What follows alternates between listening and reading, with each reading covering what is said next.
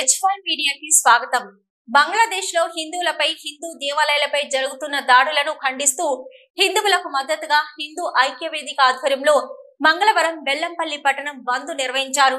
స్థానిక వ్యాపారస్తులు, విద్యా సంస్థలు, హోటల్స్, షాపింగ్ మాల్ యజమానులు స్వచ్ఛందంగా బంద్ లో పాల్గొన్నారు.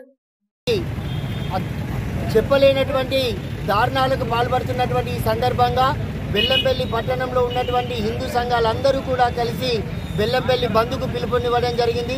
జై జై జై జై జై జై శ్రీరామ్, జై జై జై జై జై శ్రీరామ్, భారత్ మాతా కీ జై, భారత్ మాతా కీ జై, వందే మాతరం, వందే మాతరం, వందే మాతరం, వందే రామ లక్ష్మణ జానకి జై బోలో హనుమాన్ की जय श्री राम, जय श्री राम, जोर से बोलो, प्यार से बोलो, जय श्री राम, जय श्री राम, तन से बोलो, मन से बोलो, जय श्री राम, जय श्री राम.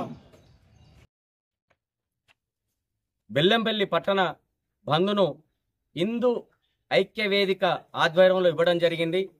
మరి బంగ్లాదేశ్లో రిజర్వేషన్ల లొల్లిని కాస్త మతపరంగా తీసుకొచ్చి అక్కడ మైనార్టీలుగా ఉన్నటువంటి హిందువులను ఊచకోత కోస్తూ పసిపిల్లలను చూడకుండా ఉరివెట్టి చంపుతున్నారన్న.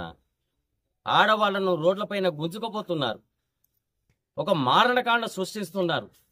అసలు అక్కడ అల్లర్లకు ఈ మారణకాండకు సంబంధం లేకుండా కొంతమంది అక్కడున్నటువంటి సంఘ విద్రోహ శక్తులు హిందువులనే టార్గెట్గా చేస్తూ వాళ్ళ మాన ప్రాణాలను తీస్తూ వాళ్ళ ఆర్తనాదాలు వింటే ప్రాణం పోతుందన్న. చిన్న చిన్న పిల్లలను మంచం గోడ్లకు ఉరివెట్టి చంపుతున్నారు హిందువులని, కేవలం హిందువులు అయినందుకు.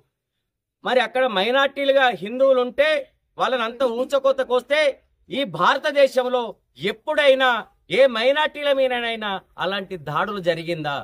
మరి 54 దేశాలు ముస్లిం దేశాలు ఉంటే ఆ భారతదేశ ప్రధానికి ఆశ్రయం ఇచ్చినటువంటి దేశం నా భారతదేశం అన్న. ఈరోజు అక్కడ తరిమి కొట్టి రామను తరిమి కొడితే ఇక్కడ ఆశ్రయం తీసుకున్నది.